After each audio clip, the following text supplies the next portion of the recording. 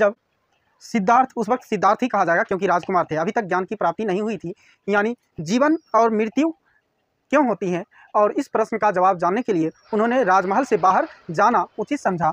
और तब बड़ी जिद करके ये जो हैं अपने सारथी को तैयार करते हैं और कपिल वस्तु की सैर के लिए निकलते हैं, यानी अपना जो राजमहल है उस राजमहल से निकल करके अपने राज्य में बाहर सैर करते हैं। तो बाहर में तो कहिए कि उस राजमहल से बाहर तरह तरह के लोग रहते हैं, बुजुर्ग भी रहता है, यंग भी रहते हैं, बूढ़ी भी रहते हैं, है ना, इस तरह के लोग, बीमार व्यक्ति भी रहते हैं। तो अब सोचिए, सबसे अजीब बात तो यह है कि सिद्धार्थ राजकुमार जो है 29 वर्ष की उम्र में, 29 वर्ष की उम्र में बूढ़े व्यक्ति को देखे अजीब नहीं लगता है? पहली बार अगर 29 ईयर्स हो गया है, पहली बार किसी बुजुर्ग व्यक्ति को देखे हो, 29 ईयर्स हो गया है, पहली बार किसी बीमार व्यक्ति को देखे हो, 29 ईयर्स हो गया है, पहली बार किसी सब को देखे हो, 29 ईयर्स हो गया है, पहली बार किसी सन्यासी को देखे। सोचिए 29 वर्ष तक बहुत सारे लोग अगर एक समाज में रहते हैं तो बहुत सारे सुख दुख, सारी घटनाओं को देखते हैं। तो सोचिए इनके पिताजी कितने बड़े रईस हुए होंगे कि अपने बच्चे को बुजुर्ग, जबकि उस राजमहल में जैसा कि बताए हैं कि बुजुर्ग होने पर, यही कारण था कि बुजुर्ग होने पर या झुर्रियाँ पड़ने पर उन लोगों को बाहर निकाल दिया जाता था, मंत्री पद से भी, या जो नौकर थे और भी सेना थे उन सारे लोगों को, यानी यंग लोग रहेंगे। इन्होंने, मुझे नहीं लगता है कि 29 वर्ष की उम्र तक किन्हीं बूढ़े व्यक्ति को देखे हो। आज के टाइम में कोई ऐसा फैमिली कर सकता है? मुझे नहीं लगता है, चाहे वो अंबानी हो, अडानी हो, या कोई व्यक्ति इतनी सुविधाओं को दे सकते हैं, नहीं ना। मेंटेनेंस ऐसा बड़ी अजीब सा लगता है कि इतना सारा चीज़ उन्होंने कर रखा था, यानी जो राजा थे अपने राजकुमार बेटे के लिए। तो बहुत कहा सुन करके तैयार किया अपने सारथी को, और तब जा करके जिद पर अड़ गए और निकले तब शहर की सैर करने के लिए। जब शहर की सैर करने के लिए निकले तो पहली बार देखे थे बूढ़ा व्यक्ति। अपने सारथी जो रथ हाँक रहे हैं उनसे इन्होंने पूछा कि इनका बाल सफ़ेद हो चुका है, चेहरे पर झुर्रियाँ हैं, ये ऐसा क्यों हो गया? अब सोचिए कोई राजकुमार पहली बार ऐसा सवाल कर रहा हो। सारथी को तो सारा चीज़ पता, प्रकृति के सारे नियम को, जबकि गौतम बुद्ध यानी सिद्धार्थ को प्रकृति के सारे नियम से दूर रखा गया था, इसलिए नहीं पता थी कि बूढ़े पड़ने पर बाल भी सफ़ेद होते हैं, चेहरे पर झुर्रियाँ भी आती। तो सारथी ने बताया, महाराज ये इनकी एज हो चली है और ये बूढ़े हो गए हैं, ठीक है, इसलिए इनके बाल सफ़ेद हो रहे हैं। तो उन्होंने बड़े ही आश्चर्यपूर्वक ढंग से पूछा, क्या बूढ़े होने पर बाल भी सफ़ेद होते हैं? ये क्वेश्चन बच्चे जैसे है, और जिन्हें हम आज बच्चे जैसे कह रहे हैं उन्हें एशिया का ज्ञान कहा जाता है, लाइट, हाँ, ऑफ एशिया, ठीक है। तो सोच के देखिए, जिन्होंने इतनी बड़ी, जिनको प्रकृति से इतना दूर रखा गया, वही उस प्रकृति में ही रह करके, यानी उस जंगल वन और योग ये सारे सीख करके, योग विद्या सीख करके, और प्रकृति के नीचे यानी पीपल के पेड़ के नीचे ही ज्ञान की प्राप्ति किए थे ये गौतम बुद्ध, इतने बड़े महान व्यक्ति बने थे। जबकि उस राजकुमार के एज तक, 29 वर्ष के एज तक, इनको ये नहीं पता था बूढ़े होने पर बाल भी सफ़ेद होते हैं। तो सारथी ये बताए, वो सुनकर आश्चर्य हुए राजकुमार सिद्धार्थ। फिर कहे, ठीक है चलो आगे बढ़ो, शहर की सैर करने निकले हैं तो और घूम फिर करके देखते हैं। आगे बढ़े तो उन्हें दिखाई पड़ा एक बीमार व्यक्ति।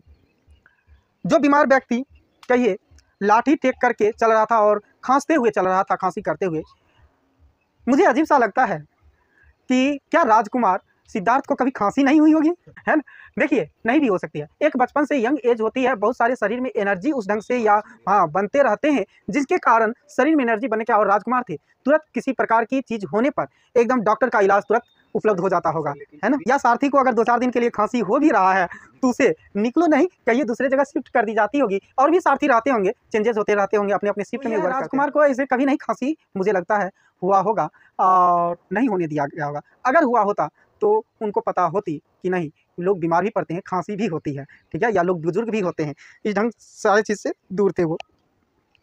तो ये है, तो जब ये बीमार व्यक्ति को देखे तो उन्होंने पूछा ये खांसी करते हुए क्यों जा रहा है और इस ढंग से ये इतना कमज़ोर क्यों है। तो उन्होंने बताया, सारथी ने, राजकुमार सिद्धार्थ को, कि ये बीमार है इसलिए ये खांसी कर रहा है, या इतना ये कमज़ोर है। सोच के देखिए, यहाँ भी उनको अजीब लगा होगा और आश्चर्य से देखे होंगे, पहली बार किसी अपने शहर में निकले हो और इस ढंग की चीज़ें देखने को मिले, ठीक है।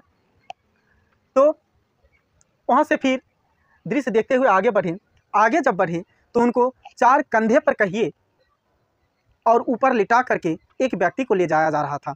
पहली बार वो दृश्य देखे थे सिद्धार्थ, यानी राजकुमार सिद्धार्थ। जब वह यह दृश्य देखे थे तो वह आश्चर्य हुए थे कि इनको ऊपर पर काहे लेटा करके ले जा रहा है। अरे पैदल भी चला कर ले जाया जा सकता है। सोच के देखो, उनके माइंड में भी इस तरह का खुराफाती आइडिया आया होगा और अजीब सा। तो सारथी से वो प्रश्न किए फिर कि इसको इस तरह से क्यों ले जाया जा रहा है, ठीक है, और इनके पीछे लोग क्यों रो रहे हैं। ये तो राजमहल से बाहर निकल करके ही पूरा गांव होता है, गांव बहुत सारे लोग रहते हैं और तरह तरह की घटनाएं होते रहती है। तो ये देखने को मिला होगा जो कि उस दिन ही ये 4 घटनाएं देखने को मिलती है।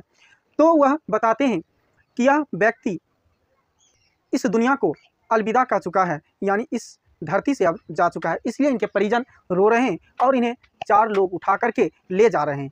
सोच के देखिए कितना अजीब सा, जब पहली बार 29 वर्ष की उम्र में कोई भी व्यक्ति अगर सबको ले जाता देखता हो पहली बार, है ना, आश्चर्य होता है। तो वो देख करके बहुत ज़्यादा उदास हुए और तब उन्होंने जाना कि क्या लोगों की मृत्यु भी होती है और इस ढंग से क्या उठा करके भी ले जाया जाता है। कई सवाल जवाब अब उनके मन में चलने लगे थे, गौतम बुद्ध के अंदर मन में। हाँ, जो चीज़ भविष्यवाणी किए थे वो ज्योतिष होने वाला वही था। ठीक है, लास्ट में और आगे बढ़ते हैं तो एक पेड़ के नीचे वह देखते हैं अपने गांव की सैर करते हुए कि एक सन्यासी कमंडल वगैरह लिए हुए और माथे पर तिलक धारण किए हुए, बड़े ही एकदम तेज था उनके दिमाग पर, तेज का अर्थ था कि चेहरे चमक रहे थे, दुनिया के मोह माया से दूर थे वह सन्यासी। ठीक है, तो उनको देख करके ये अचंभित होते हैं। कौन? तो राजकुमार सिद्धार्थ। और जब ये अचंभित होते हैं और उनके बारे में उसी सारथी से पूछते हैं कि ये इस ढंग से शांत क्यों है और इसके चेहरे पर इतनी चमक क्यों है, तो वह सारथी बताते हैं, महाराज यह एक सन्यासी है, यह घर परिवार के मोह माया से दूर है, ना कुछ चिंता ना कोई फिक्र, है ना, इसलिए इनके चेहरे पर चमक है और ना कोई मोह माया है, सांसारिक, ये सांसारिक जो बंधन होते हैं उनसे यह मुक्त है। हाँ, तो इस तरह से यह खुश है। लास्ट में जो दृश्य देखते हैं यानी गौतम बुद्ध इन 4 दृश्यों में, तो लास्ट का जो यह दृश्य है सन्यासी वाला, ये ही दृश्य उनके माइंड में फिट बैठ जाता है कि मुझे भी बूढ़ा व्यक्ति, बीमार व्यक्ति और इन सब जैसे ऐसे सब यानी मृत्यु से तो कोई अछूत नहीं रहा है, यह एक सच है। ठीक है, तो इन सारे चीज़ से हमें भी मुक्त होना है और इस दुनिया के मोह माया कहिए और सांसारिक जो बोझ होते हैं उनसे अपने आप को समाप्त करना है। तो इन्होंने मन बना लिया था आगे जो समय में मुझे भी सन्यासी ही बनना है। तो उसी रात फिर ये अपने बेडरूम में थे, ठीक है, अपने पत्नी और बच्चे के साथ सोए हुए और सबसे पहले फिट करते हैं किसको? सिद्धार्थ, राजकुमार सिद्धार्थ फिट करते हैं उस सारथी को, ठीक है, कि बताना नहीं है घर में किन्हीं को, है ना, अगर बताओगे तो फिर हम तुम्हें निकाल देंगे। वो सारथी बेचारे बीच रास्ते का था, ना इधर का ना उधर का, कारण था कि अगर वह सारथी सिर्फ पहली बार उस दिन निकले ही थे अपने राजमहल से बाहर, राजकुमार सिद्धार्थ, अगर वह सारथी बात नहीं मानता तो राजकुमार सिद्धार्थ कुछ भी कह करके हो सकता था उसको नौकरी से निकलवा देते हैं। और राजकुमार सिद्धार्थ को बात मान करके वह जा रहे हैं अगर राजकुमार सिद्धार्थ के साथ, तो राजा भी नौकरी से निकाल देते।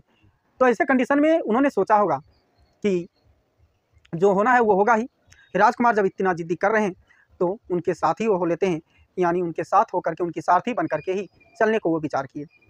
तो उसी रात क्या होती है कि सिद्धार्थ जो हैं, ये सिद्धार्थ अपने सारथी को तैयार करते हैं जो रथ हाँकता है और अपने पत्नी और बच्चे को छोड़ करके रात में ही, सोचिए 29 वर्ष की उम्र में यानी 29 ईयर्स की एज में ये छोड़ करके घर से निकल पड़ते हैं।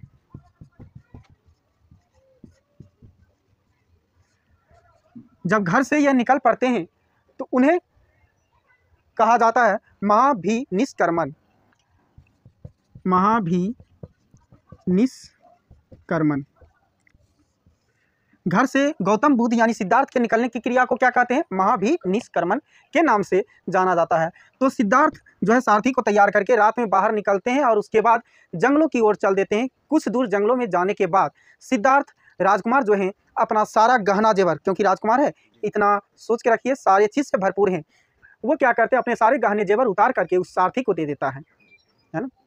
उसके बाद सन्यासी वाले वस्त्र पहनते हैं, सन्यासी वाले वस्त्र पहन करके वो जंगलों की ओर चल देते हैं।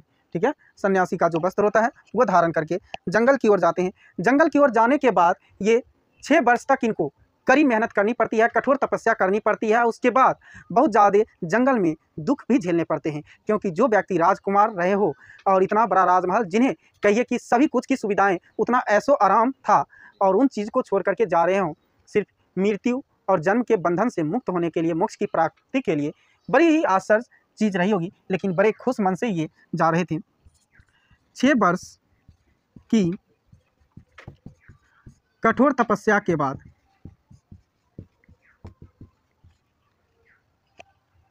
इन्हें 29 ईयर्स के एज में घर से निकले थे, प्लस 6 ईयर्स करिए तो 35 ईयर्स हो जाते हैं, यानी 35 वर्ष की उम्र में पीपल पेड़ के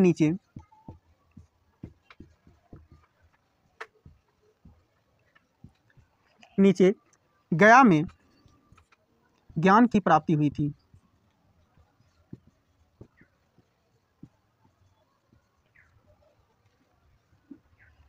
सोच के देखिए कितना अजीब रहा है, यानी इनका जीवन जब राजकुमार जो हैं और 6 वर्ष तक कठोर तपस्या, वो भी बिना अन्न जल ग्रहण किए।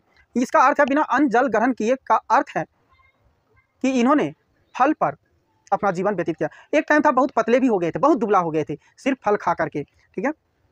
और इस ढंग से तो इन्होंने मध्यम मार्ग अपनाया। सिद्धार्थ जो है कि ना कुछ खान पान करके भी तपस्या की जा सकती है, ठीक है। कौन अपनाए थे? यही सिद्धार्थ। तो ये सोचे उस ढंग से थोड़ा सा खान पान पर भी ध्यान दिया जाए, और तब जाकर के 6 वर्ष तक कठोर तपस्या करने के बाद 35 वर्ष की उम्र में, यानी कहिए फल्गु नदी के किनारे निरंजना जो जगह है, यानी उस जगह पर ही इनको बैसाख की पूर्णिमा की रात, ठीक है, यानी बैसाख की